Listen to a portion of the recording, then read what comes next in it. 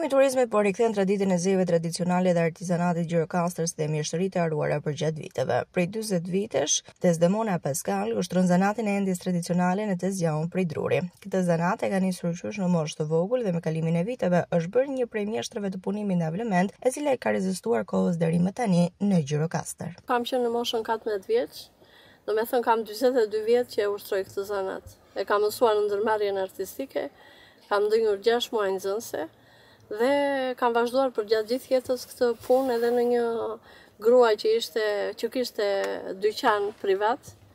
Më mbrapa kam 10 vjet që kam hapur këtë biznes të vogël, meqense ajo ndërmarrje u mbyll. Është një punë shumë e bukur dhe e vështirë, ama është edhe një art që kur nxjerr këto gjërat e bukura nga dora, kënaqesh vet, po edhe turistët që i shikojnë janë shumë të kënaqur. Të lumshin duart, më thonë të gjithë që vinë. Preferencat janë të ndryshme të turistëve. Preferojnë edhe modelet e vjetra, po edhe modelet moderne. Se unë përveç se modeleve të vjetra që nxjerr edhe modele të reja. Krijoj gjëra që di dhe ngjyrat, kombinimet që i bëj, di që ata i pëlqejnë këto lloj kombinimesh, këto lloj ngjyrash dhe unë përshtatem me kombinimet që kërkojnë ata. Patjetër që duhet të mbijetojnë, por nuk e di pse të rinj nuk kanë dëshirë për të mësuar. Këtu kanë dëshirë të huajt, më vinë më kërkojnë që të futen nxënës dhe të mësojnë. Vinë nga Amerika, nga Gjermania, më kanë ardhur që të ulen të mësojnë dhe nuk kanë dëshirë këta fëmijët e sotëm, nuk e di.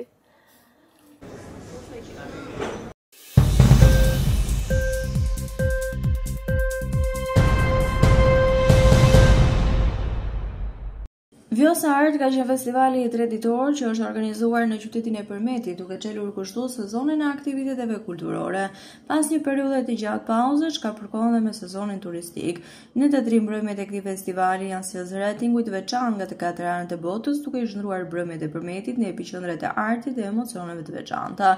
Muzikë nga skena ndërkombëtare dhe shqiptare u ndërthurën së bashku me këto net, ndërsa pati interpretimet veçanta nga pianistët Koço Tashko, Nipi Tefta Tashko Koços, Adelaide Zhuri, zërin e mrekullueshëm të Suela Meros, këngëtares përmetare, që ushtron aktivitetin e saj artistik në Kanada, e të tjerë. Ndërkaq, drejtoresh artistike e këtij festivali, Alma Strazimiri, ka bërë të ditur se ky festival tashmë po fiton mjaft popularitet.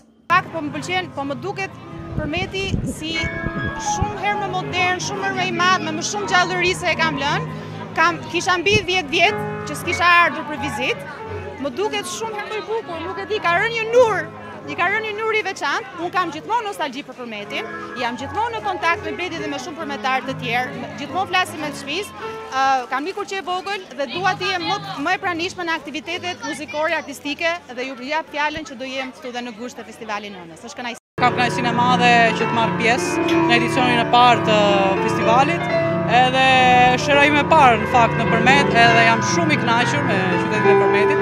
Shikoj shumë zhvillim, edhe pse shëra e parë kupton.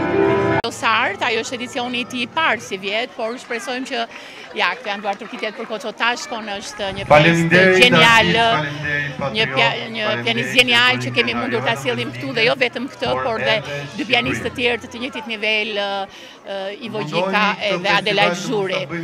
I kemi marrë këto me shumë kënaqësi nga vendet ku ato studiojnë dhe nga vendet ku ato ushtrojnë aktivitetin e tyre artistik dhe krahas këtyre sigurisht kishim sazet të Përmetit, kishim Irma Libohovën, Eranda Libohovën, do ta kemi nesër mbrëma Klajdi Musabelliu, ne shumë të këngëtarë të tjerë të ardhur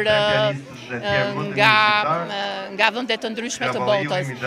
Qëllimi është për të qenë të njësuar me gjithë të publik art të dashës që sigurisht ky ka dëgjuar këngëtarë të mrekullueshëm, sepse këtu aktiviteti artistik me sa di është në preferencat e tyre dhe Bledi që është një organizator i shkëlqyer dhe një djalë zotni ja ka mundsuar apo aktivitetet të tjera që janë bërë është mundsuar të vinë, por kësaj radhe kemi servirur 3 pianistë që përfaqësojnë një pjesë akademike të gjës, jo muzikën e lehtë, jo muzikën moderne, por një pjesë ndryshe që ndoshta jo gjithkush e toleron këtë lloj muzike.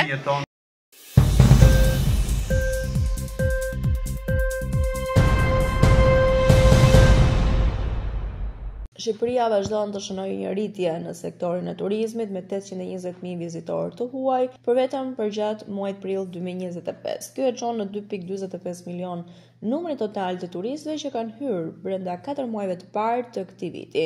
820.000 vizitorë të huaj kanë shijuar Shqipërinë për gjatë muajit prill, ndërsa vijon të jenë gjitur operatorët shpresdhënës se muajt e verës do të ketë më shumë fluks të turistëve. Por të njëjtën periudhë të vitit 2023, vendi numëroi 1.68 milion turistë, ndërsa në 2024 2.3 milion turistë. Këto zhvillime pasqyrojnë përparimin që vendi mund të ketë bërë për sa i përket turizmit, ndërsa autoritetet presin që trendi pozitiv të jetë në rritje.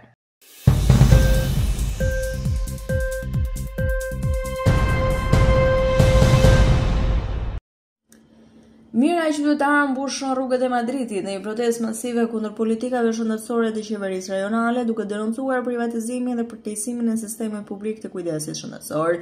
Demonstrata është zhvilluar në sloganin "Le të shpëtojmë shëndetin tonë publik", nisi përkohësisht nga 4 pika strategjike të kryeqytetit spanjoll. Pjesëmarrësit kritikuan vonesat në shërbimet shëndetësore parësore, mungesën e personelit mjekësor dhe listat e gjata të pritjes.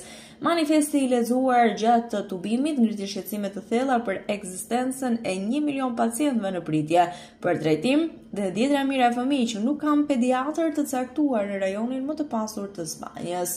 Demonstrata tërhoqin mbështetjen e partive të majta dhe sindikatave, ndërsa përfaqësues politikë si Reyes Maroto dhe Manuela Bergerot nënvizuan me të madhe të dhëna konkrete për masat e krizës shëndetësore në Madrid.